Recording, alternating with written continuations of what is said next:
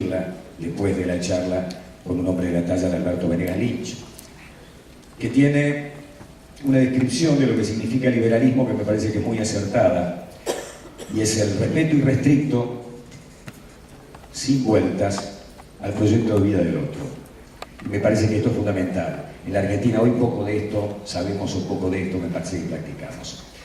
Voy a presentar a Rogelio López Guillemén, que es colaborador de nuestra radio, es además quien empezó a hablar, Rogelio, perdón, del tema historia en nuestra radio, con un ciclo, sucesos de la historia, y que fue quien dijo, vamos a empezar con este ciclo y vamos a invitar a Alberto Venegas Lynch, y nos pareció realmente una gran idea.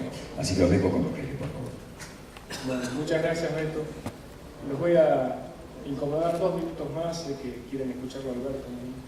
Era solamente para hacer algunos agradecimientos a título personal. Por ejemplo, a Jimena Crespo, que es una amiga que hizo suya la idea de traerlo a Alberto y que le dedicó mucho de su valioso tiempo a conseguir esto. A Carlos y Gloria Hulton, quienes no me conocían y aún así confiaron y creyeron en esta apuesta.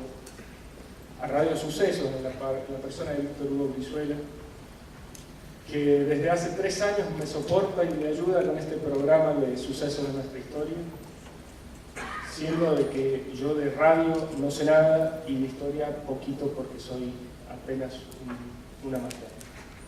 Alberto Venegas Lynch, que tuvo la generosa actitud de venir a visitarnos y de ayudarnos a sacudir el polvo de nuestras neuronas y ponerlas a trabajar un poquito. En lo personal, además, me ha tenido una paciencia y ha sabido aconsejar. Finalmente, a todos ustedes que han venido, que hacen que uno tenga fe y esperanza en el futuro. Uno se llena de alegría de ver que hay gente que tiene ganas de pensar y ganas de dar la batalla que damos todos los días contra la barbarie que embrutece en todos lados. Y por último, presentarlo a Alberto leyendo su currículum es una cosa interminable y muchos, me incluyo sobre todo, nos sentiríamos abrumados por todos los logros que tiene como docente, como pensador, como escritor. Así que le voy a pedir disculpas y voy a hacer una presentación un poco menos ortodoxa. Y prefiero presentarlo como un luchador, como un verdadero defensor del individuo, quien a pesar de enfrentar cientos de voces que demonizan al liberalismo y esclavizan a los ciudadanos con frases demagógicas que suenan dulces a nuestros oídos y a los oídos de la mayoría de la gente, nunca dejó de profesar sus principios de respeto al individuo y a su propiedad privada. Y la propiedad privada más importante que tenemos es la libertad. Así que, Alberto, es todo suyo. Bueno, muchas gracias.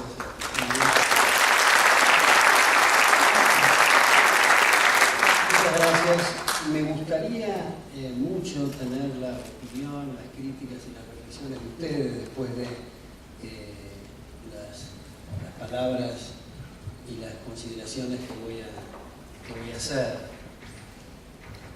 El tema que se nos plantea hoy son las causas y consecuencias de la crisis internacional, y creo que es interesante comenzar estas reflexiones recordando que el primer atisbo de la crisis internacional con epicentro en Estados Unidos fue durante el gobierno de Woodrow Wilson, que estableció 2 medidas de fondo, que son la creación de la Reserva Federal, es decir, el Banco Central estadounidense, y el impuesto progresivo, y comenzó con una tendencia acelerada del gasto público y no tan acelerada en la deuda, pero marcando ya alguna tendencia. Luego de Woodrow Wilson vinieron los gobiernos de Harding y de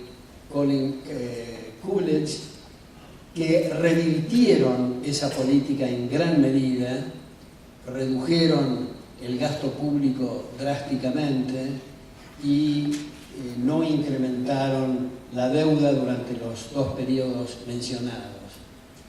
Pero luego hubo un suceso en el nivel internacional, que son los acuerdos de Génova y Bruselas de los años 20, donde se abandonó el patrón oro y donde se estableció un sistema que permitió que el billete verde, léase el dólar, tuviera una emisión sin contrapartida, lo cual produjo lo que se conoce como el boom de los años 20, y como ya había generalizada la idea de la banca central en el resto del mundo y la reserva era básicamente el dólar, lo que le ocurría al dólar o la suerte del dólar impregnaba o tenía al resto de las divisas.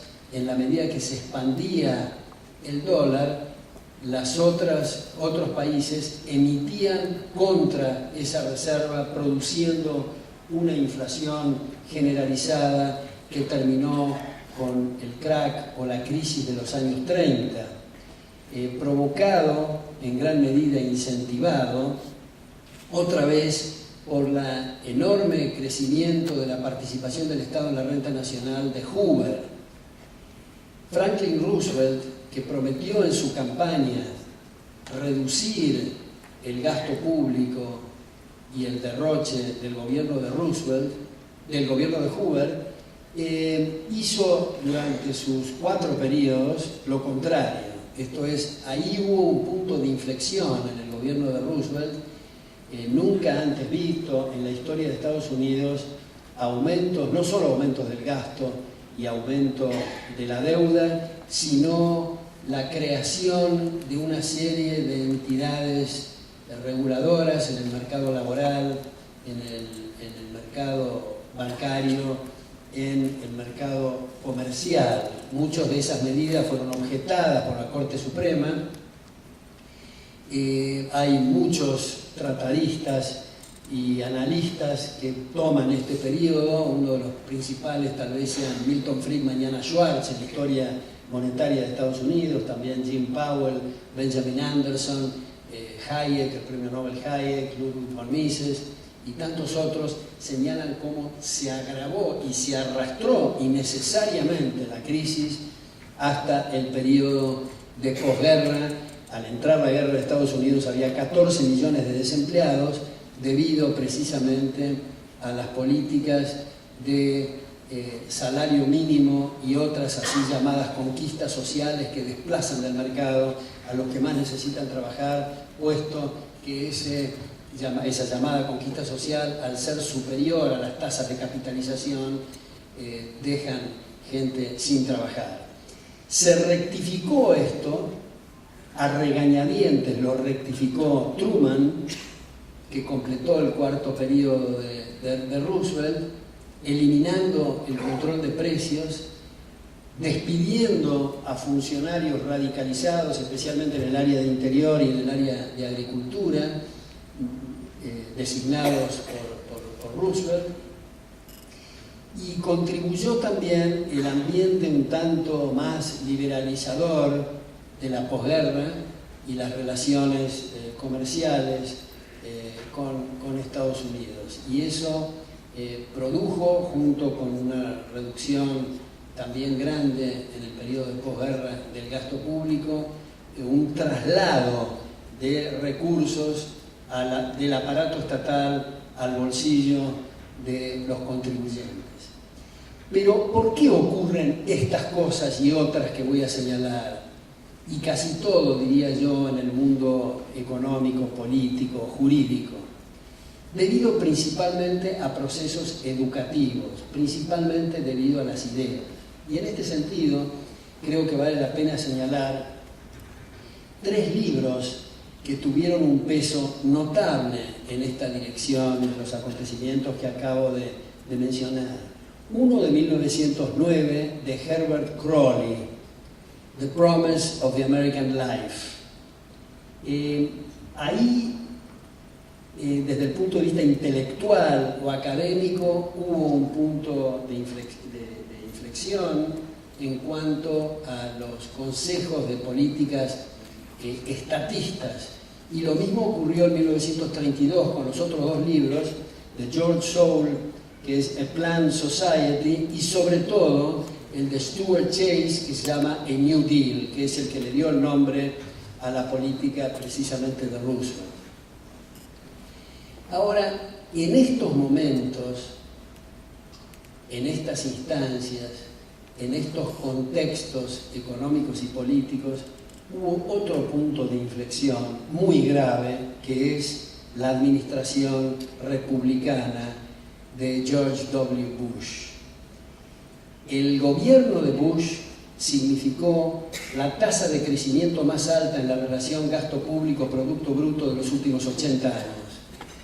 Pidió 5 veces autorización al Congreso para aumentar la deuda, que significó en su gestión el 75% del Producto Bruto, y de ese 75% el 50% estaba en manos extranjeras porque no alcanzaba todo el ahorro interno, la succión del ahorro interno para financiar el antedicho ritmo del gasto público.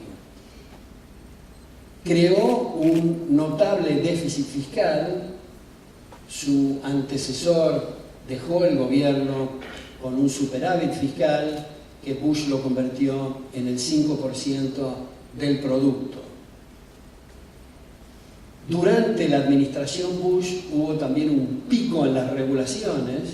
Las regulaciones significaron 75.000 páginas anuales de regulaciones financieras y bancarias, con 39.000 funcionarios tiempo completo para esas regulaciones, y inició lo que yo creo que es una de las inmoralidades más brutales que han ocurrido en Estados Unidos, que es el llamado salvataje.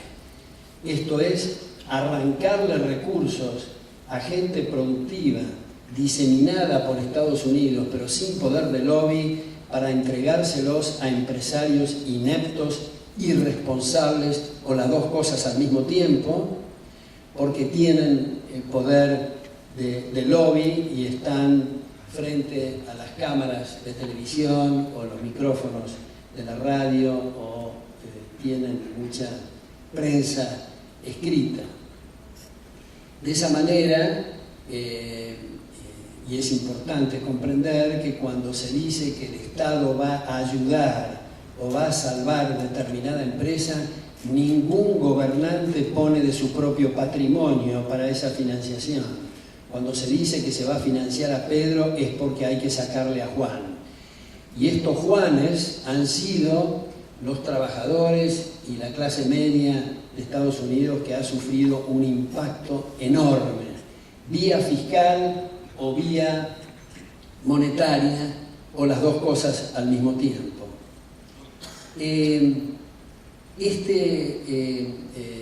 Salvataje lo ha hecho Bush, declarando que es necesario quebrar los principios del mercado para salvar el mercado.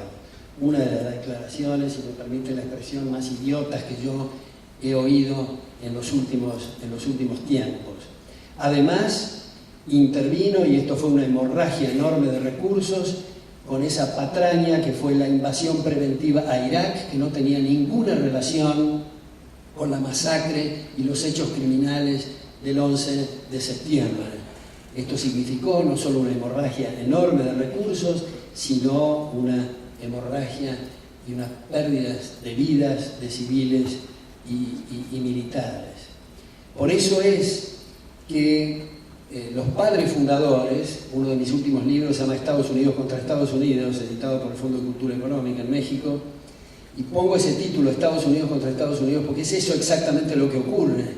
Es a contramano de la visión extraordinaria de los padres fundadores, y en este caso quiero subrayar el pensamiento de George Washington, por ser un militar y por ser general, además de ser el primer presidente de Estados Unidos, donde decía que nunca, bajo ninguna circunstancia, Estados Unidos debía intervenir en guerras en el exterior, porque eso iba a significar una amenaza para la libertad de prensa, argumentando y escudándose en el pretexto de los secretos de Estado, que iba a suceder como ocurrió con esta ley paradójicamente llamada la ley patriota, que implicaba detención sin juicio previo, que implicaba escuchas telefónicas, que implicaba invasión al secreto bancario y otras lesiones gravísimas a las libertades individuales.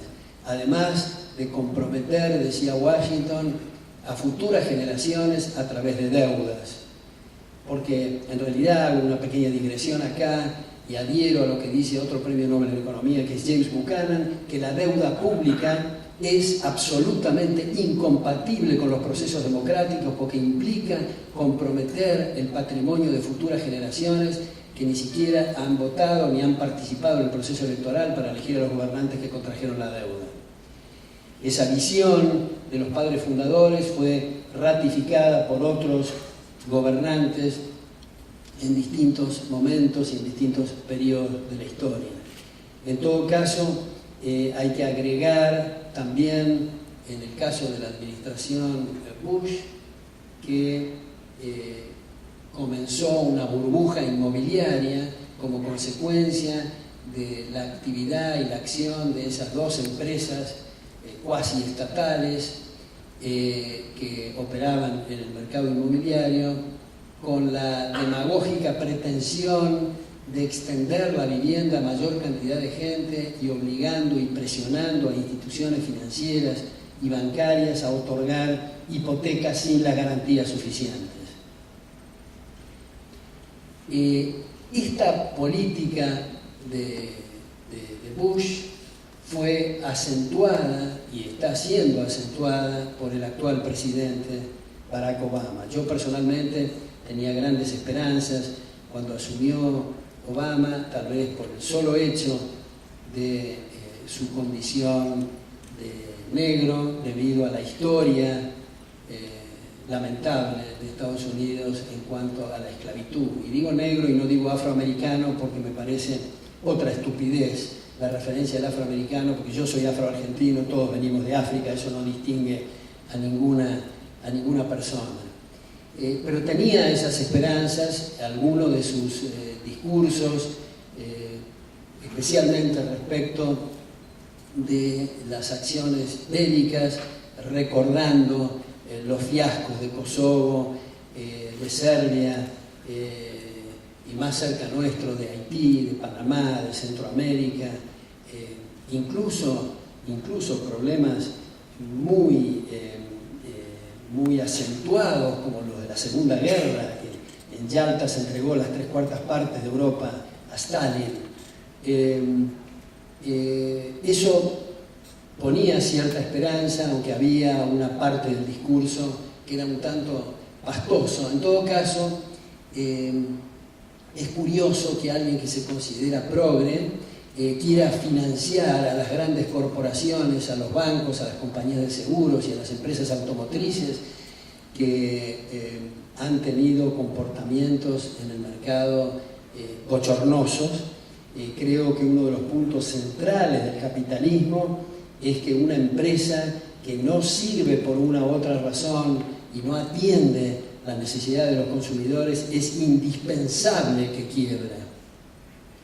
De lo contrario, sucede aquello que se ha dicho y repetido muchas veces con razón, que en estos sistemas las empresas capitalizan las ganancias y socializan las pérdidas. Creo que es una manifestación absolutamente antiliberal y anticapitalista. La pregunta de algunos ingenuos es: ¿pero usted dejaría caer a Goldman Sachs o, bueno, Lehman Brothers fue el caso, digamos, tomamos el caso de Lehman Brothers con un activo neto de 623 mil millones de dólares, se lo dejó caer, los activos tóxicos se dieron de baja y el resto se distribuyó en el mercado y las 26.000 personas que trabajaban se reubicaron en otros lados. Sin embargo, se decidió por más de lo mismo a las grandes corporaciones, y la pregunta que a veces se hace, como digo, ¿usted dejaría caer esas empresas? Esa no es la pregunta es: ¿usted provocaría la caída de inocentes y gente eficiente y trabajadora que tiene que pagar vía impuestos o vía inflación de su peculio esta gracia que además tiene riesgo moral, moral hazard, como se dice en Estados Unidos, que cualquier empresario que produce efectos contraproducentes en el mercado y es financiado y ayudado, eso es un incentivo indudable para seguir cometiendo estos errores. Lo curioso es que por enésima vez vuelven los tilingos a repetir que esta es la crisis del capitalismo cuando no tiene nada que ver con el capitalismo y es consecuencia precisamente de haberse apartado de las nociones elementales y de los principios y los pilares básicos del capitalismo. La única persona que yo vi que hacía declaraciones, a mi juicio, sensatas, que no sé si había una mezcla de ironía o qué en su declaración, es en los G20 en Londres, en abril pasado, donde Angela Merkel hizo un reportaje al Financial Times, donde ella dice: yo francamente no entiendo mucho qué es lo que está pasando, pero yo creo que toda esta crisis es consecuencia de haber gastado más de lo que tenemos y habernos endeudado imprudentemente, y lo curioso es que pretendemos resolverlo con más gastos y más deuda, porque se le ha dado mayores facultades a esa institución nefasta, a mi juicio, que es el Fondo Monetario Internacional, como ha señalado Peter Bauer de la London School of Economics, Melvin Krause de NYU y ahora en Hoover, en Stanford, como ha señalado Karl Brunner y tantos otros.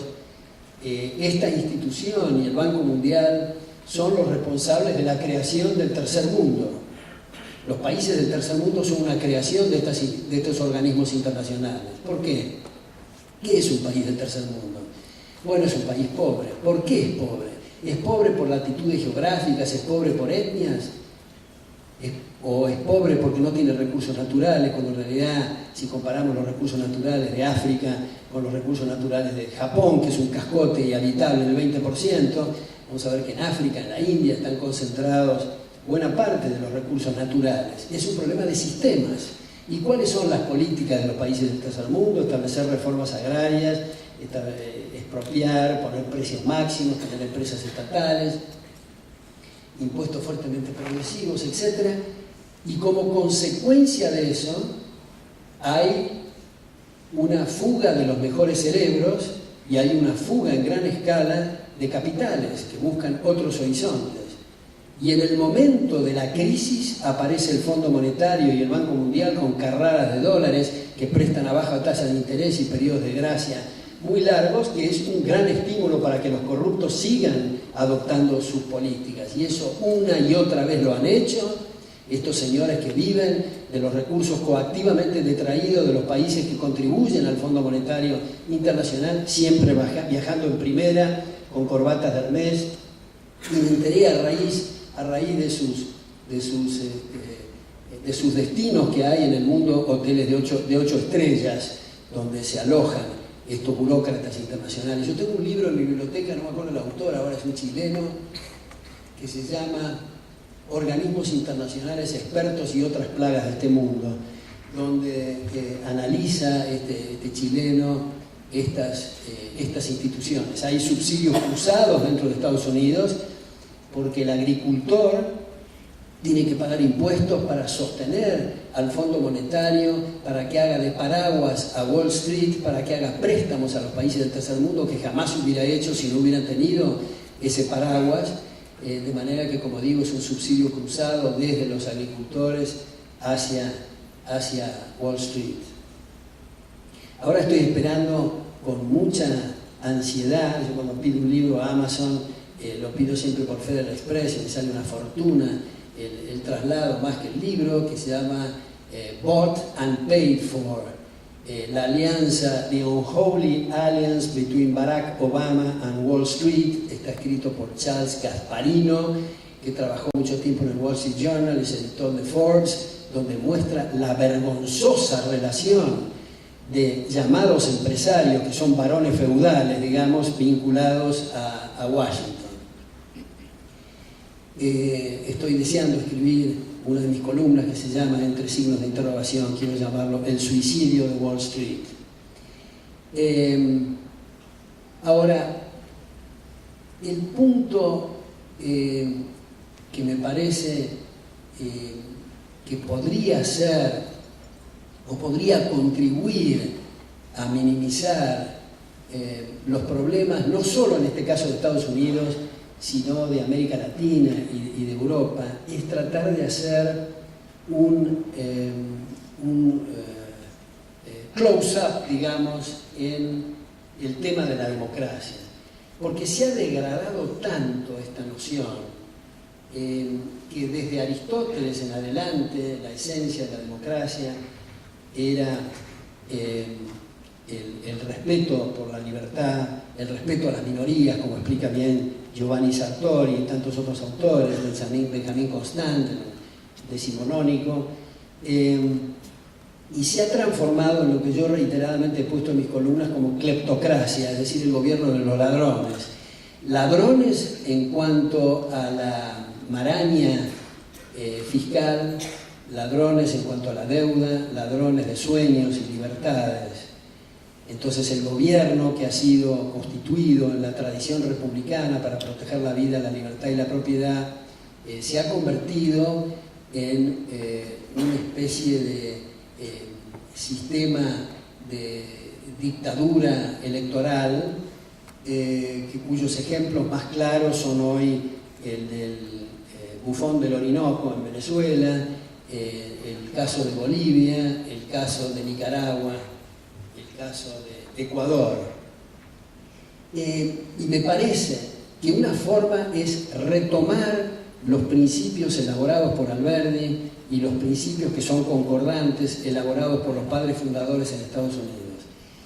Y es insistir en el concepto del federalismo. Esto es la descentralización del poder. No es lo mismo, no hay los mismos incentivos e intereses cuando discutimos en un consorcio por el color de la alfombra o qué tipo de ascensor tiene que haber, que cuando se discuten mayorías compactas desde un gobierno central hacia distintas zonas alejadas del país. El tener un sistema federal, como era originalmente en Estados Unidos, lamentablemente esto se ha ido también deteriorando, aunque no del todo el federalismo, es que en el caso argentino, por ejemplo, las provincias son las que coparticipan al gobierno central, no al revés, son las provincias las que crean la nación. The power of the purse, le llamaban en Estados Unidos, el poder de la billetera de las provincias para mantener en brete al gobierno central. Y coparticiparlo solo para relaciones exteriores y para defensa. Y el resto, imaginémonos los incentivos de un sistema federal, independientemente ahora de qué partido político es cada gobernador y qué tendencia o qué línea interna, en fin. Si hay un sistema realmente federal y coparticipan las provincias al gobierno central, lo que va a estar interesado el gobernador, el gobierno en general de la provincia, si no quiere perder las elecciones, es, uno, atraer inversiones, dos, que la gente no se le vaya a la provincia de al lado porque los impuestos y porque las cargas sociales, etcétera, son distintas. Y para eso necesita tener un sistema fiscal razonable y para eso necesita tener un nivel de gasto público también razonable. Entonces, ese es un punto que yo creo que es importante trabajar en la descentralización, como están haciendo muchos think tanks y muchas cátedras y muchos artículos que han aparecido últimamente, digamos, en Estados Unidos. Y otro punto que puede parecer más alejado de lo que está ocurriendo hoy día, pero que ha tenido alguna difusión, no la suficiente, y no sería aceptado políticamente en estos instantes, pero es utilizar lo que Hayek en Law, Legislation and Liberty, Derecho, Legislación y Libertad, en el tercer tomo propone, que él llama demarquía, que es otro esfuerzo más por limitar el poder del Leviatán. Y esto es despolitizar una de las cámaras, brevemente expuesto, la Cámara de Senadores, según propone este premio Nobel, sería fruto de la elección de todas las personas que tengan 60 años, que votan una sola vez por el senador en su vida, por un par, es decir, otra persona de 60 años que va a ocupar la Cámara de Senadores durante 15 años y no es posible reelegirlo en esa Cámara ni en ningún otro cargo público. De manera que los partidos políticos, la estructura partidaria en el caso de la Cámara de Senadores estaría fuera de la cuestión, es decir, se despolitizaría una de las cámaras en la intención y en la idea de que los incentivos vayan en dirección a poner más frenos al gobierno. Pero en última instancia, ¿por qué es que observamos esto que decía de las ocurrencias en América Latina? Y también en el caso argentino, mi último artículo de La Nación de hace 2 semanas, yo decía que yo entiendo que la gente, o la mayor parte de la gente, me parece que no comparte las ideas del matrimonio gobernante, dice que no comparte las ideas del matrimonio gobernante, pero en realidad lo que no comparte son los modales. Esto es la soberbia, la arrogancia, el espíritu confrontativo, pero lamentablemente en la Argentina se comparte mucho el modelo, o sea, no los modales, pero sí el modelo. ¿Cuál es el modelo? El uso coactivo del fruto del trabajo ajeno, la llamada redistribución de ingresos. Lamentablemente en el cuerpo empresarial, en el cuerpo del grupo sindical, en muchos de la oposición, está presente eso, que otra vez es lo contrario de lo que sostenía Alberdi y sus amigos y el espíritu de la Constitución del 53. Y recordemos, dicho sea de paso, que cuando se aplicó la Constitución del 53, hasta que nos volvimos fascistas en los años 30 y mucho más a partir de la década del 40, los salarios e ingresos en términos reales del obrero de la incipiente industria y del peón rural eran superiores a los de Alemania, a los de Francia. Esto no fue un lapsus, digo de nuevo, Alemania, Francia, muy poco por debajo de los de Inglaterra, muy superiores de luego a los de España e Italia. La población se duplicaba cada 10 años, la gente venía a hacerse la América, la Argentina. La competencia era si iban a ir a Estados Unidos o si iban a ir a la Argentina. Teníamos exportaciones a la altura de Canadá y de Australia. En el centenario 1910, tan denostado últimamente cuando se habla del bicentenario, lamentablemente, la Academia de Francia comparaba los debates parlamentarios con los que tenían lugar en la sede de esa corporación en París, dada la versación de diputados y senadores en materias filosóficas, en materia económica, en materia jurídica. Ahora, ¿por qué ocurre esto? Yo creo que en gran medida ocurre por la mística socialista. Es decir, si uno ve los textos de Fourier y de Owen, desde luego, pero también de Saint-Simon y de Sismondi, del propio Marx y Engels, están dibujando una sociedad perfecta en la cual el hombre va a tener todas las condiciones que requiere, no va a haber conflictos, como dice el propio Marx, a la mañana puede ser cazador, a mediodía pescar, a la noche tocar el arpa y recitar poemas. Incluso Fourier, como ustedes se acuerdan, el socialismo va a provocar que el agua salada del mar se convierta en agua dulce. Es decir, es una sociedad perfecta comparado con algo mucho más pedestre que propone el liberalismo, que es trabajar y ahorrar, y los esfuerzos que significan, y las vallas para respetar al prójimo. O sea, que se está comparando la mística de una sociedad perfecta con, digamos, que 2 más 2 son 4. Y no parece que mucha gente estuviera dispuesta a dar la vida por semejante aritmética.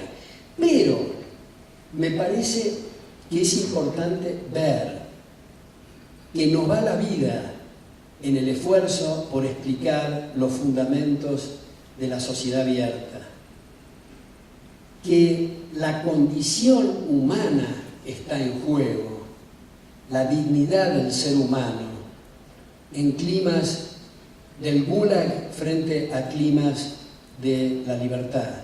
Por eso yo creo que es muy importante en lugar de criticar en la sobremesa y después de engullir los alimentos, cada uno se va a dedicar a sus arbitrajes personales y se olvida de los problemas que ha dicho a la hora de engullir sus alimentos, me parece que es muy importante que cada uno de nosotros nos preguntemos a fin de cada día qué hice hoy para que me respeten.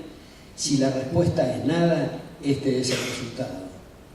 Y no podemos quejarnos, no podemos actuar como si estuviéramos en una enorme platea mirando el escenario que otros nos van a resolver el problema. Cada uno de nosotros estamos interesados en que se nos respete. No importa si nos dedicamos a la jardinería, si nos dedicamos a la música, a la danza, a la economía o al derecho. Todos estamos interesados en que nos respeten y por lo tanto todos deberíamos de dedicarnos y dedicar algún esfuerzo.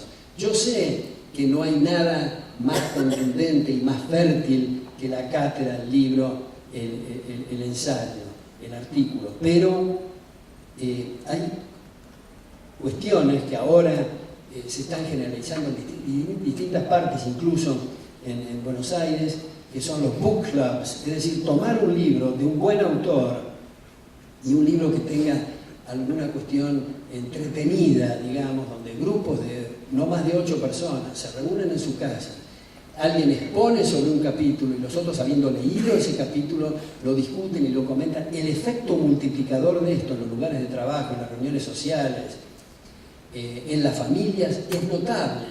Y al año siguiente, si es posible, cada uno de esos 8 tiene a su vez un grupo de 8, etc. Es decir, buscar distintas maneras, todos tenemos distintas posibilidades y en los pequeños o grandes ámbitos que nos movemos, debemos de poner el granito de arena. Por último, antes de cerrar, quiero señalar 2 puntos que me preocupan y entiendo que les debe preocupar a ustedes, y es la degradación de la noción del derecho. Desde la Carta Magna de 1215 en adelante, una constitución era para limitar el poder. Y ahora se ha convertido, las últimas constituciones, en una aspiración de deseos y una lista de pseudo derechos muy parecidos al libro de Orwell. Quiero ilustrarlo esto con un ejemplo extremo, que las huestes de Correa en Ecuador propusieron en la Asamblea Constituyente, no prosperó esto, incluir en la Constitución el derecho a la mujer al orgasmo. En la Constitución de Brasil, ex Constitución de Brasil, había un artículo que establecía cómo debe ser la tasa de interés en términos reales. O sea, este asunto del derecho a la felicidad, el derecho a una vivienda digna, el derecho a una motocicleta con 3 caños de escape, el derecho, son pseudo derechos. ¿Por qué? Un derecho implica necesariamente como contrapartida una obligación. Si yo les digo a ustedes que yo gano 1.000 mensuales, ustedes tienen la obligación, o hay la obligación universal de respetarme los 1.000. Pero si yo digo que quiero ganar 2.000 cuando estoy ganando 1.000 y el gobierno me otorga ese derecho, entre comillas, quiere decir que alguien me va a tener que pagar la diferencia. Y a ese alguien se le ha lesionado el derecho, por lo tanto es un pseudo derecho. Entonces, yo observo en muchas facultades de derecho que no egresan abogados, lamentablemente, el abogado quiere decir un defensor del derecho, sino estudiantes de leyes, que saben en el mejor de los casos que la ley tal, párrafo tal, inciso tal, dice tal cosa, pero no tienen la menor idea cuál es el fundamento de la norma, ni cuáles son los parámetros o los puntos de referencia extramuros de la ley positiva. Y el segundo punto que quiero mencionar es esto que se reitera en muchos discursos, especialmente en campañas electorales, que es lo de la justicia social. Yo creo que es importante tratar de precisar que la justicia social, en el mejor de los casos, es una grotesca redundancia, porque los minerales, los vegetales y los animales no son sujetos de derechos. Y en el peor de los casos, y el caso más común, es absolutamente incompatible con la definición clásica de un piano de dar a cada uno lo suyo, porque significa sacarles a uno lo que les pertenece para darles a otros lo que no les pertenece. Entonces terminamos incentivando a la sociedad como un enorme círculo donde cada uno tiene metidas las manos en el bolsillo del prójimo y eso se hace invivible. Entonces quiero subrayar de nuevo y terminar diciendo y poniendo énfasis en la responsabilidad de cada uno de nosotros en este tema de la difusión y tema educativo. Y lo que estamos observando en realidad es un avance en el terreno de la educación de lo que genéricamente se ha dado a llamar las izquierdas en sus diversas variantes. Por eso mucha razón tenía Gramsci cuando yo hablo con mis amigos ex marxistas y ahora liberales y de gran peso intelectual y honestidad intelectual, me dicen que su autor predilecto era Antonio Gramsci, porque Antonio Gramsci el eje central era tomen la cultura y la educación y el resto se da por añadidura. Ese es el punto. Entonces, no delegar, no endosar a otros la responsabilidad, y esto de endosar a otros la responsabilidad me recuerda en una parte de las memorias de un célebre librero, ahora muerto en Buenos Aires, Héctor Janover, donde decía, para recordar esto de endosar a otros la responsabilidad, que había un pésimo actor que representaba una obra de Molière, y cuando el público lo chiflaba y le gritaba, decía: mi Dios, ¿qué tiene este pueblo contra Molière? Muchas gracias.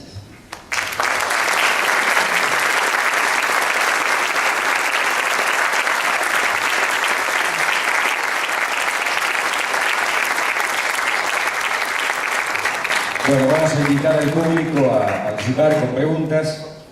Aquí tenemos micrófonos, las chicas. ¿Están habilitados? A la gente de sonido, digo, los micrófonos están prendidos. A ver, probalo. Hola. Perfecto. Yo tengo una especie de cassette cuando doy mis clases. El primer día de clase siempre digo, si algo no resulta claro, interrúmpanme, si no están de acuerdo, discutan, pero si parece claro y están de acuerdo, hagan de abogado del diablo. Porque es un ejercicio muy bueno. Cosas pueden aparecer claras hasta que empieza el debate y hay necesidad de pulir algunas cosas y de revisar otras. Así que les sugiero a los que hayan estado de acuerdo que hagan de abogado del diablo, y los que no están de acuerdo, con más razón, ponerse críticos, que me parece que es muy útil para el intercambio de ideas. Por favor, así. Sí, bueno, de acuerdo a la experiencia que hemos tenido con los bancos, son los primeros que han violado la propiedad privada. Tenemos sobradas experiencias. Y un hombre como Cavallo, por ejemplo, un miembro de la Trilateral Commission. O sea que cuando el liberalismo habla de estos temas, no se respeta lo básico.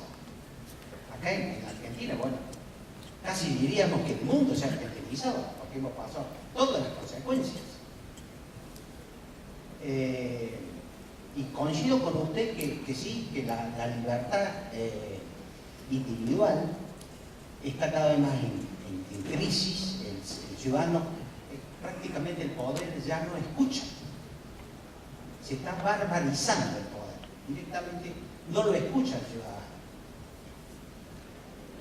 Y el otra vez yo decía, siempre ponemos ejemplo Estados Unidos, el dólar, ya con qué, con Nixon en el 72, ya hay un punto de inflexión, una decadencia, que el dólar deja de tener el peso que lo sustentaba, que era el oro. Una sociedad que usted es sociólogo, ¿verdad? Desde el punto de vista sociológico, No, sociólogo, soy economista. desde el punto de vista sociológico, yo no sé cómo se puede alabar una sociedad que el 80% de la droga mundial se consume ahí, que los únicos que están bien es la plutocracia, la que mantiene ese sistema. Y bueno, y esto corre por mi cuenta. Y ese país, que siempre lo hemos creído que era invulnerable, no sé si no está a punto de desplomarse, por las propias contradicciones que tiene.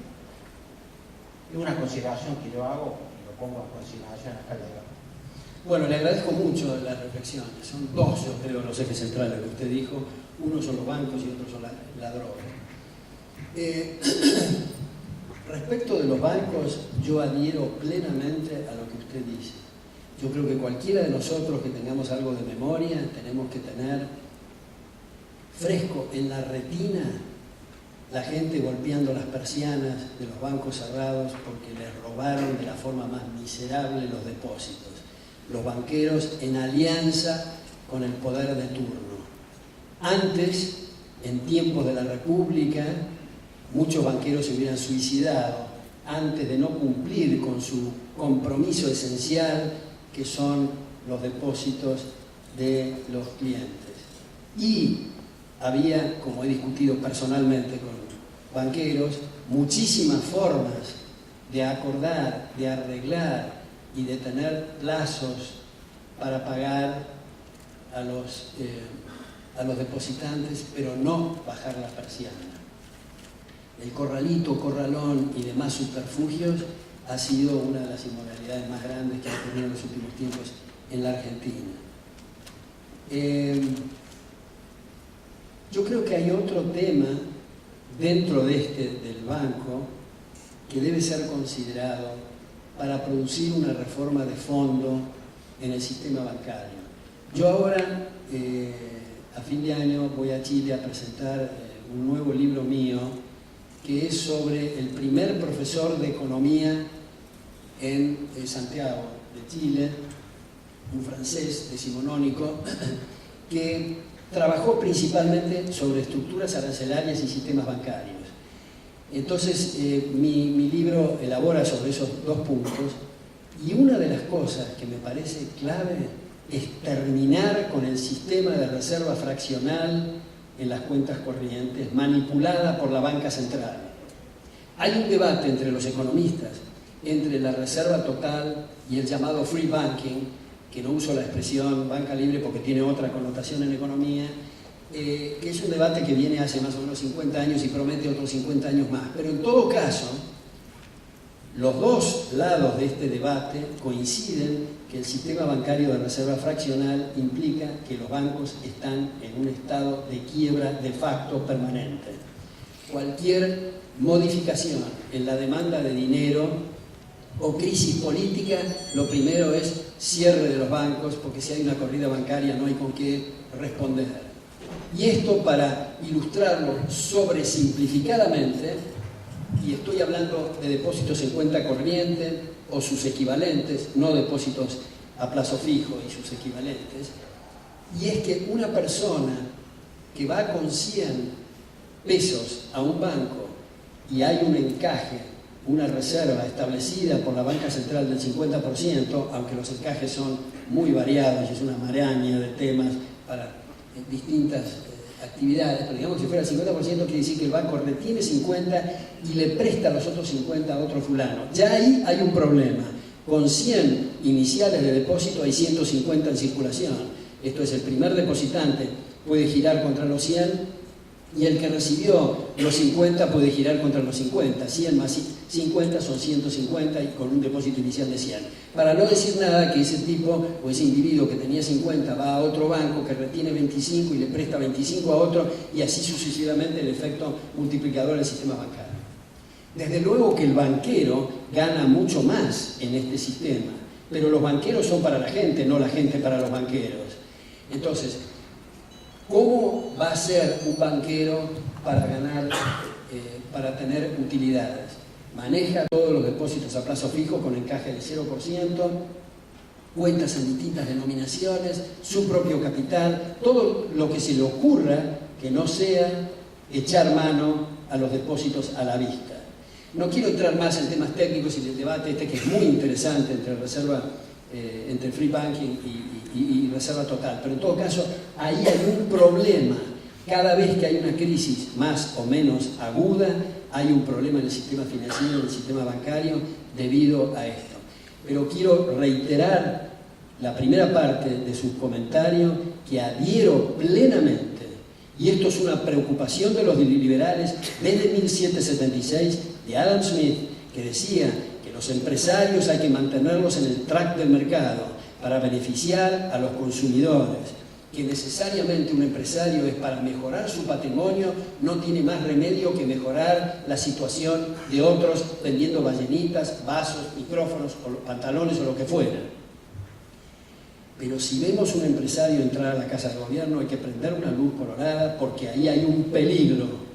La alianza de esos varones feudales con el gobierno, haciendo negocios en los despachos oficiales, teniendo mercados cautivos y distintas prebendas, degrada por completo el sistema empresario. Y lamentablemente hoy, en gran medida, si pudiéramos poner un grabador a reuniones de directorio, vamos a ver que lo que surge en los líderes empresarios son expertos en lobby, no empresarios. La conversación sería más o menos así: che, fulano, le mandaste el ramo de flores a la mujer del diputado tal, lo viste al subsecretario tal. Ese es el ejercicio empresario en gran medida hoy día. Sin embargo, si ponemos un grabador a genuinos empresarios, van a estar hablando de temas comerciales, de temas financieros, de temas administrativos, de temas tecnológicos, etc.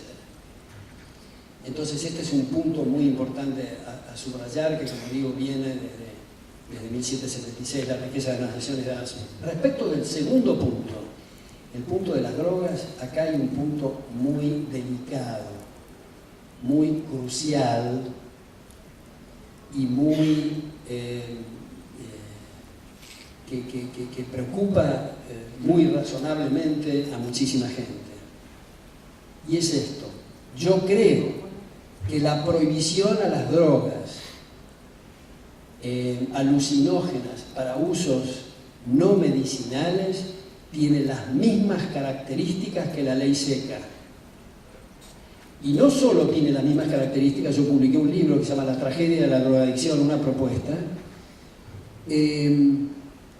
donde muestro que los mafiosos del alcohol fueron los que hicieron un estudio muy sofisticado de mercado para lograr que se prohibieran las drogas, para tener otro negocio. La ley seca, como ustedes saben, terminó y hubo que abrogarla por la enorme corrupción y por las intoxicaciones y por el alcoholismo que se estaba generando. Hoy día, la prohibición a estas drogas alucinógenas para usos no medicinales provoca márgenes operativos extraordinarios que hacen millonaria a la gente en muy poco plazo, que incentiva a que existan los pushers que ganan $20.000 semanales para colocar la droga en los colegios. Las drogas sintéticas, mucho más potentes y devastadoras que las naturales, son una consecuencia de la prohibición de las naturales. Ergo, sugiero la liberación total de las drogas. Hoy día, cuando se habla del tema de las drogas, tenemos que tratar de que no haya un funcionario gubernamental presente, porque es casi seguro que está involucrado en el negocio de las drogas. La policía, la DEA principalmente, está en el negocio de la droga. Hay un chiste muy conocido dentro de la DEA, que cuando alguien dice en CNN o en Fox News o en algún lugar se está ganando o se está avanzando en la guerra contra las drogas, dice el de la DEA: todavía no, que tengo que pagar la hipoteca de mi casa. Hay sueldos extraordinarios, hay jueces, hay policías, hay miles de muertes de inocentes, hay costos increíbles, y pensemos que todo esto empezó en 1971. Desde 2000 años antes de Cristo hasta 1971 las drogas estaban liberadas. El problema empezó en 1971. Ahora, si ustedes han visto los diarios a raíz de esta liberación de la marihuana en California, están los varones de la droga preocupados porque se van a salir del negocio de la marihuana, porque va a dejar de ser negocio. Eso no quiere decir que no haya gente tan torpe que para resolver sus problemas de la vida desea entumecerse el cerebro y destrozarse las neuronas y perder el conocimiento y estar en ese estado. El tema es los incentivos que se crean. los incentivos muy fuertes para promover la droga, la corrupción que se crea, como digo, las muertes y las lesiones a las libertades. Si uno entra en zonas como México o como algunas áreas de Estados Unidos, es increíble la cantidad de afectados inocentes como consecuencia de esto. Para no decir nada de los propios drogadictos que están al margen de los tribunales y de la medicina, porque si entran a los tribunales y a los médicos oficiales se están autoinculpando. Así que se los obliga a estar en el circuito criminal. Ahora he visto que el presidente Calderón de México, el expresidente de Brasil, Cardoso, el expresidente de Colombia, Restrepo, y el exsecretario general de las Naciones Unidas, Pérez de Cuellar, han dicho que es indispensable liberar la droga si queremos disminuir el negocio de la droga. Y la gente lo toma como una cuestión natural. En Centroamérica, donde yo he vivido mucho tiempo, se va en helicóptero y se muestra, esas son las mansiones y las casas de estos fulanos. Incluso gente, como digo en este libro, la investigación que hice, gente que parece que lucha contra las drogas, como el general Banzer en Bolivia, que recibía millones y millones de dólares de Estados Unidos para combatir la droga, y su hermano y él era uno de los jefes máximos del negocio del crack.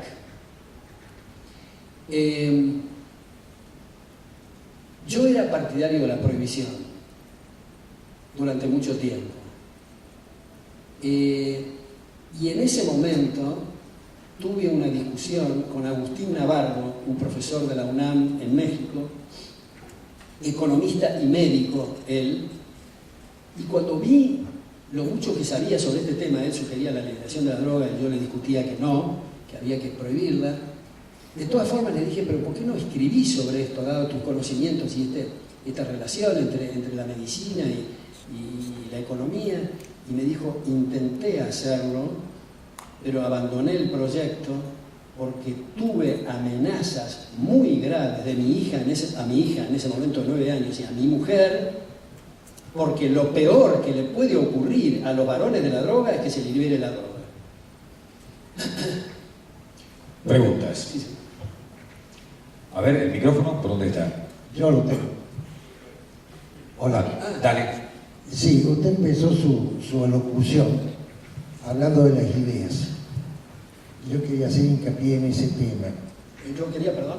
Hablando de las ideas correctas que consiguieron los logros eficientes. Sí, aléjese un poquito el micrófono porque si no... Sí, El liberalismo, ¿ahí está bien? sí, perfecto. El liberalismo triunfó sobre el absolutismo monárquico. Nos dio la República Democrática. El liberalismo abolió la esclavitud, no fue la religión. Fue el liberalismo. El liberalismo fundó el sistema económico que enriqueció a Occidente. Y el liberalismo nos liberó de ciertos conceptos que nos mantenían atados a antiguas ideas que nunca funcionaron.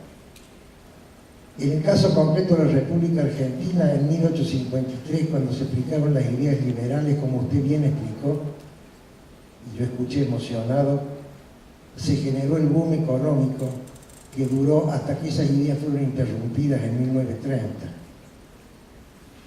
Yo creo que que hubo después una burbuja que quizás fue justo, que desde justo hasta la hiperinflación de Alfonsín, las ideas se olvidaron. En la Argentina hubieron muy pocas personas que nos mantuvieron la antorcha encendida, conservaron el fuego. Una fue el ingeniero Alzogaray, absolutamente criticado. Otra fue Alberto Venegas Lynch, su padre. Y como estamos en Córdoba, debo mencionar también a Manuel Tagle padre, que en una reunión de empresarios en Córdoba, el ingeniero Sogaray nos dijo: la persona que mantuvo el fuego del liberalismo en Córdoba fue Manuel Tagle. Hubo una posibilidad luego de la hiperinflación de aplicar nuestras ideas que fue distorsionada, ya sabemos por qué.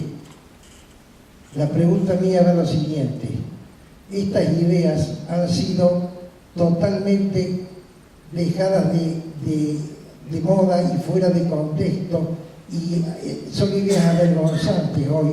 Cuando uno habla de liberalismo, la gente piensa en la revolución industrial y no en todas las consecuencias que vinieron después. Hay una corriente de pseudohistoriadores que están distorsionando la historia con una gran capacidad de difusión. Hoy en día, cuando se pronuncia el nombre del general Roca, la gente habla de una campaña en el desierto en donde se mataron a los indios, y no habla del presidente que dio el primer puntapié inicial del desarrollo en la Argentina. El problema son las ideas, explicó usted. El problema lo tiene la sociedad, porque esa estafa que se cometió en la Argentina de no pagar a los ahorristas fue aplaudida en el Congreso de la Nación, en una televisión que la difundió por todo el mundo, y la gente en los bares aplaudía esa decisión. El problema está en las ideas. ¿Cómo podemos, a su criterio, volver a hacer que estas ideas sean aceptadas por la sociedad, habiendo una campaña tan grande y ya un preconcepto tan fuerte que se niega ni siquiera a analizar la solución liberal? Bueno, muchas gracias por Yo quisiera tomar esto que usted dijo de mi padre, porque yo hice 2 carreras universitarias, tengo 2 doctorados, y yo hubiera sido, tengo la seguridad, la conjetura, los contrafácticos tienen sus bemoles, pero en fin, hubiera sido socialista si no hubiera sido por mi padre.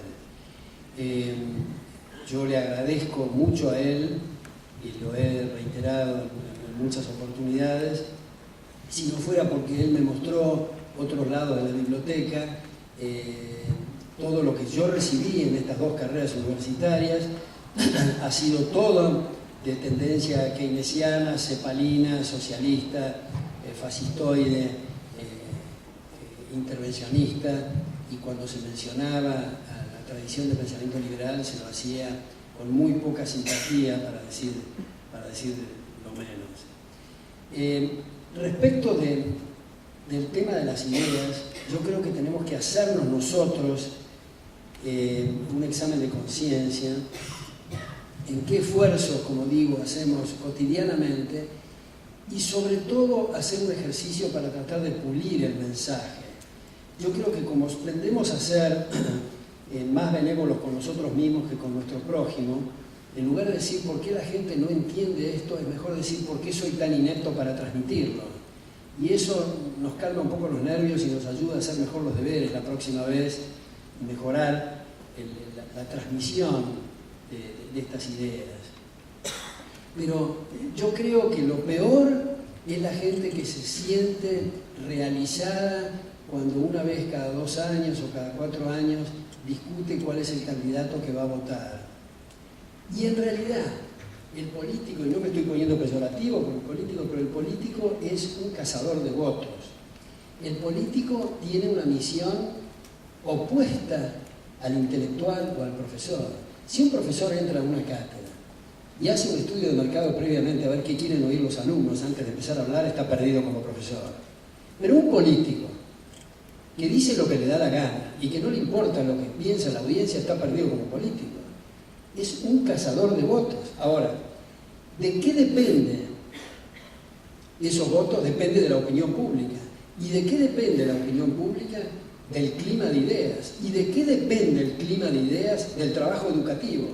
Por eso cuando se habla de la era de Gramsci o la era de Keynes o la era de Marx, no es porque los políticos sepan, eventualmente no saben ni los títulos de los libros de estos autores, pero la atmósfera y el clima les está reclamando ese discurso.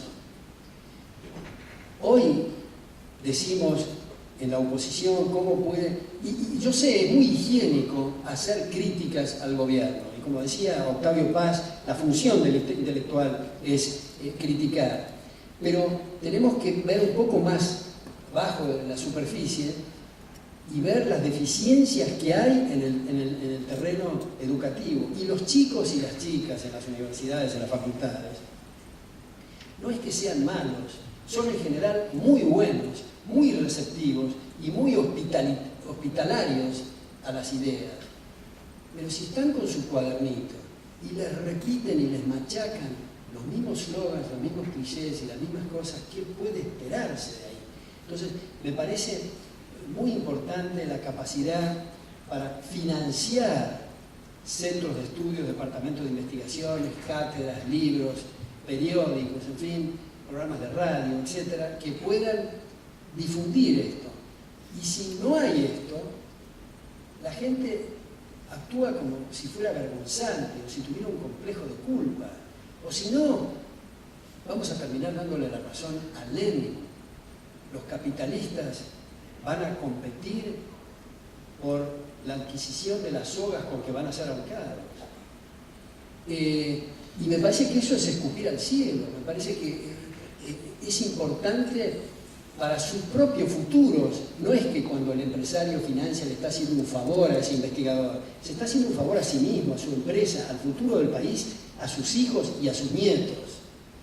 Entonces, ese me parece que es el punto clave, el punto de la educación, el punto de estos seminarios, como yo decía, los book club y todas estas cosas. Pregunta, ¿el micrófono? ¿Dónde está el micrófono? Acá. Bien. Sí, la pregunta es, usted señaló que como consecuencia de las regulaciones y el fuerte aumento del gasto público de Estados Unidos, ese factor, digamos, de las ideas liberales de capitalismo, trajo como consecuencia, digamos así, la crisis internacional.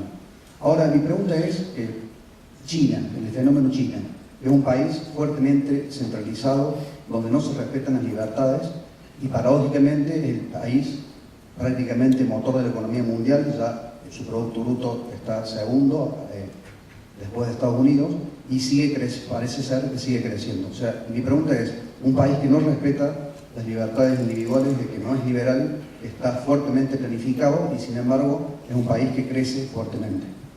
Bueno, me parece también muy importante, y gracias por esa pregunta. A mí me parece que de los últimos trabajos que se han publicado sobre el caso chino, me parece que el más atractivo es el libro de Guy Sorman, China, el imperio de las mentiras. No solo el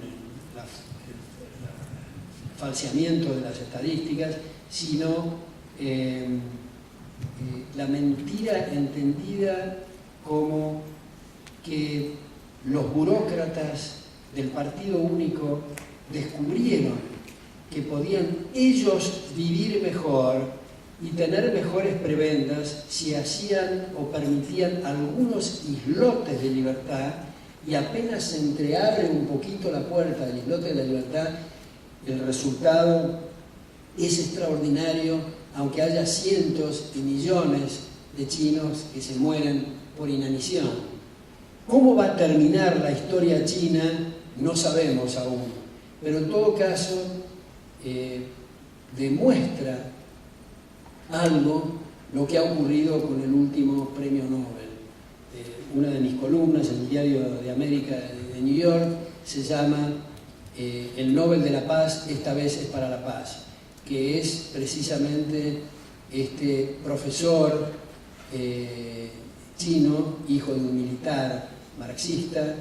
Él era marxista hasta que fue invitado como profesor visitante a la Universidad de Oslo, que después de mucho cabildeo le permitieron a la mujer informarle que era premio Nobel, y con gran emoción dijo que el premio Nobel correspondía a los asesinados en la plaza en el 89, donde él también participó. Le prohibieron a la mujer, le permitieron que le informara al marido, pero le prohibieron hablar con ningún periodista, y habló con una televisión de cable de Hong Kong, y por eso tiene arresto domiciliario ahora la mujer, y tiene el teléfono intervenido y no puede recibir ningún mensaje, y se hizo en todas las ciudades más importantes de China redadas y detenciones a gente que pedía la liberación de este premio Nobel. Pero viene una cosa más de fondo en la interesante pregunta que usted acaba de hacer, que es el asunto del Producto Bruto. Me quiero detener un minuto en esto. Una vez escribí un artículo que se llama Producto, Bruto. Y es este el análisis. ¿Qué es el Producto Bruto?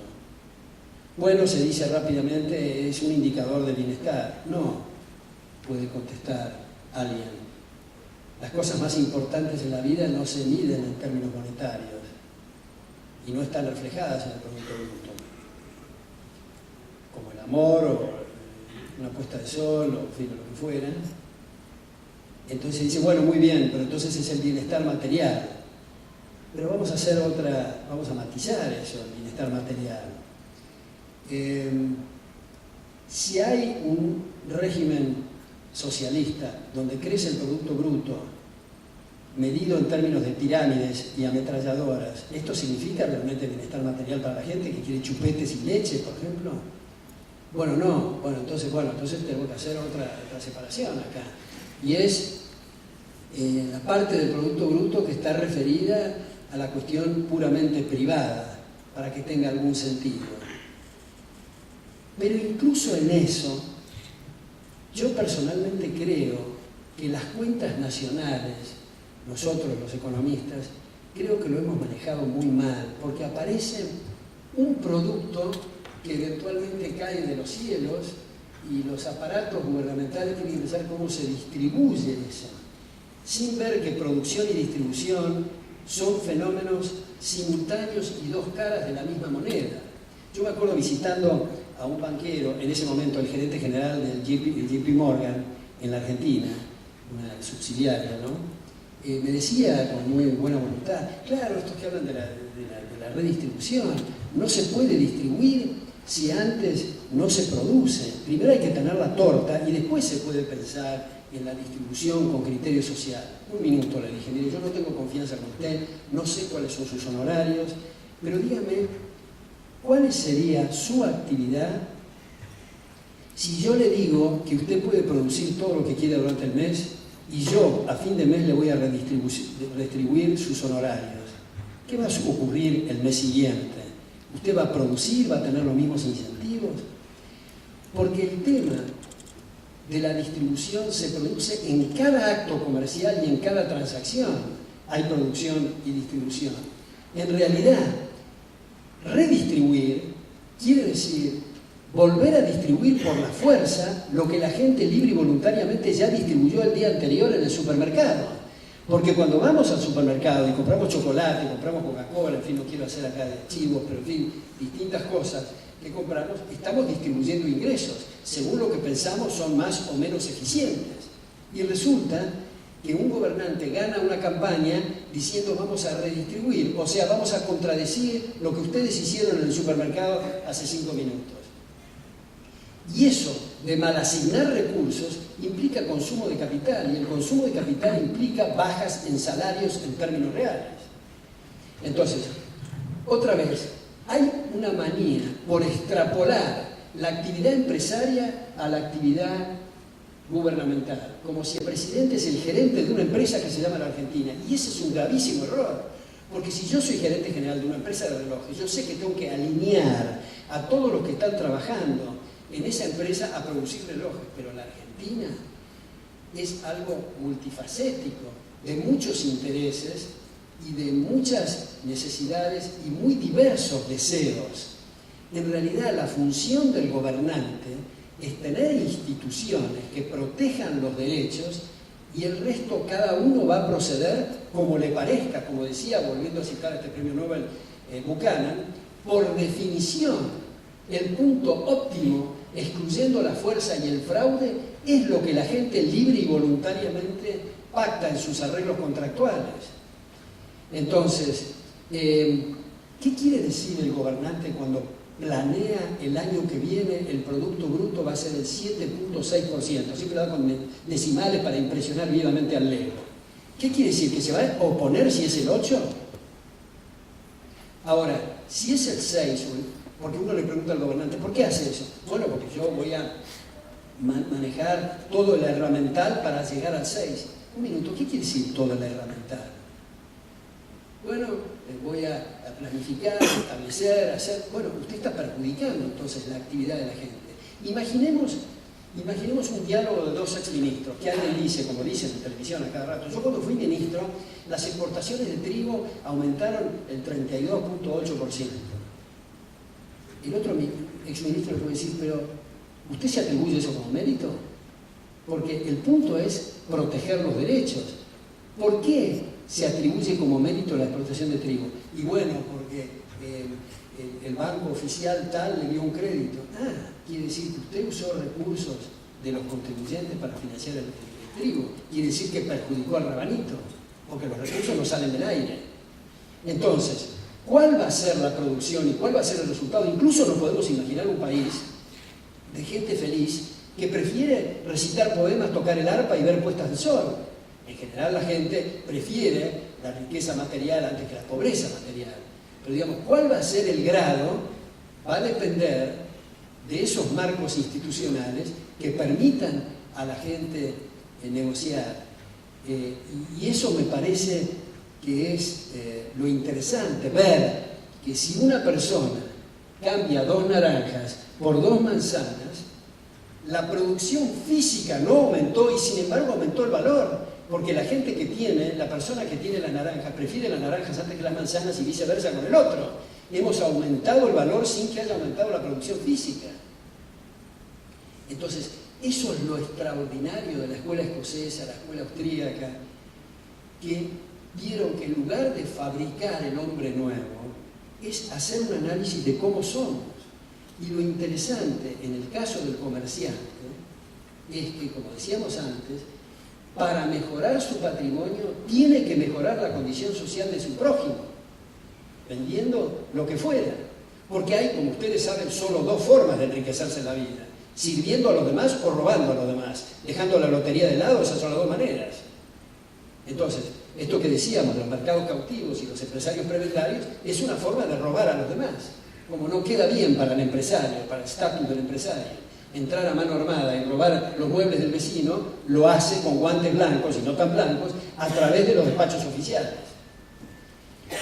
Preguntas concretas, así vamos. Sí, cerrando.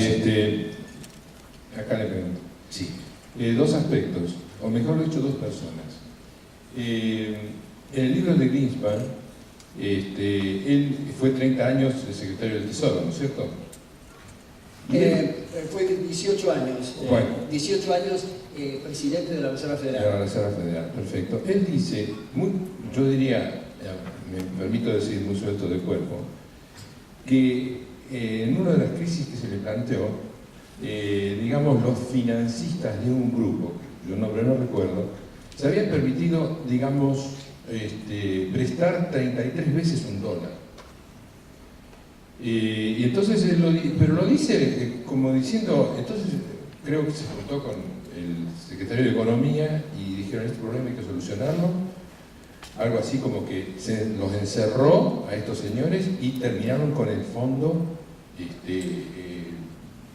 renovando la deuda, o en 4 años, en 5 años, el fondo no produjo una hecatombe dentro del sistema. Y él lo relata en su libro como una cosa normal, que me da la impresión de que fue un anticipo de lo que luego sucedió con las hipotecas. La pregunta, digamos, es 2 aspectos de la economía norteamericana. Una que representa esta figura, y la otra va dirigida a usted en tiempos personales. La figura de la filantropía que yo diría que está representada por Bill Gates, ¿no atenúa de alguna manera esta especie de crisis de capitalismo que usted nos está anunciando? Bueno, gracias de nuevo por ese tema. Y los 2 ejes centrales que yo veo es la administración Greenspan y la filantropía. Voy a empezar por esto último, si usted me permite revertir el orden cronológico. La definición de caridad es entregar a otros recursos propios y voluntariamente. creo que en la Argentina y en muchas partes del mundo se ha degradado esa noción tan importante que es la filantropía y la caridad. Agarrando un micrófono, una radio y hablando siempre en la tercera persona del singular, tenemos que ser solidarios. Quiere decir, el que habla así, quiere decir que va a echar mano en el bolsillo del prójimo coactivamente. Si yo paso por una casa y veo un inválido que pide recursos en la puerta y los titulares de la casa no le dan esos recursos, entonces yo salto a la pared, arranco las carteras y las billeteras y se lo entrego al inválido, yo no hice un acto de caridad, sino un atraco.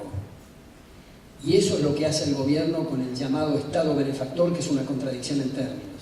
Nosotros escribimos con Martín Krause, Editorial Atlántida, de paso a paso de esa información, un libro que se llama En defensa de los más necesitados, donde básicamente es un análisis de Estados Unidos, Inglaterra y la Argentina, qué ocurría antes del Estado benefactor, acá en la Argentina antes de la fundación de Eva Perón. Y es increíble la solidaridad, la caridad, la filantropía, las sociedades de socorro mutuo, los Montepíos, las sociedades de inmigrantes. Todavía en distintos pueblos que uno entra en Argentina hay en los frontispicios. ¿Cómo? Exactamente, exactamente. Incluso poníamos como ejemplo a los indios mapuches, lo sofisticado de los sistemas de seguridad social, que no son como los sistemas actuales que se llaman de seguridad social y son de inseguridad antisocial. Los indios mapuches como preveían el problema de las huérfanas, el problema de los discapacitados, en fin. Usted dijo para atenuar la crisis del capitalismo. Yo traté de subrayar, a lo mejor seguramente no con la suficiente claridad, que esto no es la crisis del capitalismo, sino una nueva crisis del estatismo en Estados Unidos y en otras partes del mundo, que es muy paradójico endosarlo al capitalismo. Ahora, la filantropía y la ayuda a quienes no se pueden ayudar a sí mismos es algo muy importante, pero cuando nosotros presentamos este libro con Martín, teníamos que convencer a la gente que no es un problema de la tercera persona del singular, sino la primera persona, la tercera persona del plural, sino la primera persona del singular, que hacemos cada uno de nosotros. Y la reacción de la gente era, ya pagamos suficientes impuestos. Es algo como sentosa, y es cierto que el Estado pretende tener el monopolio de la filantropía con los resultados que están a la vista. Entonces, las obras de caridad, la filantropía, tienen un correlato muy estrecho con los regímenes de libertad. No van a encontrar obras filantrópicas monstruosas en Cuba, van a encontrar en Estados Unidos, digamos, en el caso de Bill Gates y tantos otros. Pero hay aquí un tema escabroso que quiero solo mencionar, y es esto que en empresarios acomplejados se ha dado de llamar la responsabilidad social. Entonces, yo que estoy trabajando en este medio tengo que contribuir algo en este medio. ¿Pero cómo contribuir en este medio? ¿Qué es lo que está haciendo usted? ¿Está asaltando? ¿Está haciendo negocios en los despachos oficiales? ¿O está vendiendo verdura de mejor calidad y más barata? ¿O está vendiendo computadoras? Porque si está vendiendo computadoras o verdura o lo que fuera, esa es su contribución y como contrapartida tiene sus ingresos. Y lo importante en estos sistemas es el cuadro de resultados. Un empresario que no da en la tecla tiene que perder o ganar menos. Y un empresario que da en la tecla, con los deseos de los consumidores cambiantes y a veces caprichosos, gana. El cuadro de resultados es cambiante. Las estructuras no tienen que ser irrevocables. Ahora, respecto del primer tema, esto de la burbuja inmobiliaria, que lo mencioné rápidamente, fue el origen precisamente de los aparatos estatales que intervinieron, y lo mismo en los sistemas bancarios y los sistemas financieros. Alan Greenspan, que fue, como decíamos, 18 años presidente de la Reserva Federal, durante su administración de los 18 años, según los indicadores oficiales en Estados Unidos, el índice de precios al consumidor aumentó el 74% en esos 18 años. Ahora, quiero para cerrar, porque creo que ya terminamos, decir otra cosa, si ustedes quieren, también chocante, respecto de la banca central. Por suerte ahora en el mundo, especialmente en el mundo anglosajón, hay una bibliografía enorme de esto, pero lo empezó Hayek. Y También apoyó en esto Milton Friedman. Milton Friedman, en un libro que se llama Moneda y Desarrollo Económico, editado por el Ateneo, que en la página 55, y no estoy haciendo alarde de esto porque lo digo todos los semestres en mis clases, dice que todo el problema monetario empieza con la creación de la banca central. Nosotros pensamos que la banca central es una cosa eterna y que ha existido siempre, y fue antes de ayer, en 1935, acá en el caso argentino. Y quiero señalar, a riesgo de quedarme corto en el análisis, que el banquero central no puede no meter la pata. Supongamos que los directores del Banco Central somos los que estamos acá y supongamos que somos los economistas mejores del orbe, más competentes del orbe y los más decentes del orbe. Estamos, si somos banquero central, frente a 3 posibilidades, y solo 3 posibilidades, y si no, no somos banqueros centrales. ¿A qué tasa vamos a expandir? ¿A qué tasa vamos a contraer? ¿O si dejamos igual la masa monetaria? Cualquiera de las 3 cosas que decidamos vamos a estar afectando los precios relativos como consecuencia de esa decisión. Incluso si dejamos igual la masa monetaria, si la gente hubiera querido más dinero, estamos en un proceso deflacionario. Si hubiera querido menos dinero, estamos en un proceso inflacionario. Y si alguien dice, bueno, pero supongamos que los banqueros centrales tienen la bola de cristal y ponen la masa monetaria igual que lo que la gente hubiera preferido. Viene esta pregunta, ¿para qué se metió si va a ser lo mismo que la gente hubiera querido? Y segundo, nunca va a saber lo que la gente hubiera querido si no lo deja actuar. Incluso, como dice Milton Friedman, la banca central independiente, ya que hablamos de China, es un cuento chino. Porque la banca central independiente se va a equivocar independientemente.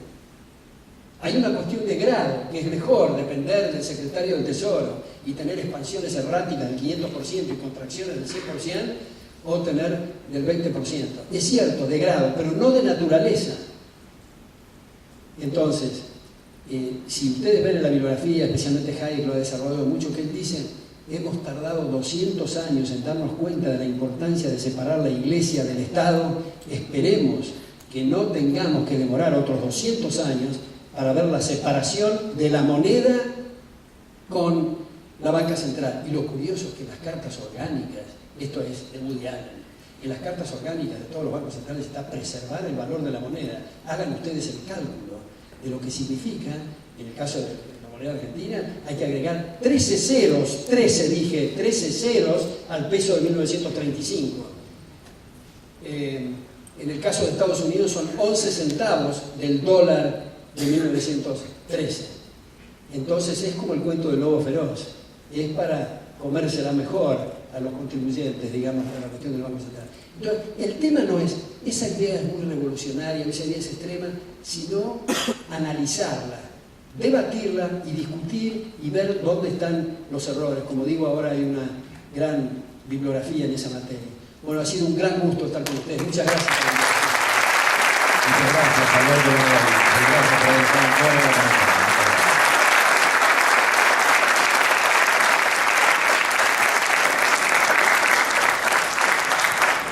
La gente de la Fundación Ulto le quiere hacer entrega de un recuerdo y hay después algunas otras cosas preparadas también con Alberto Venegas Lynch por parte de la radio. Invito por favor a la gente de la Fundación Ulto. ¿Verdad, doctor Ulto?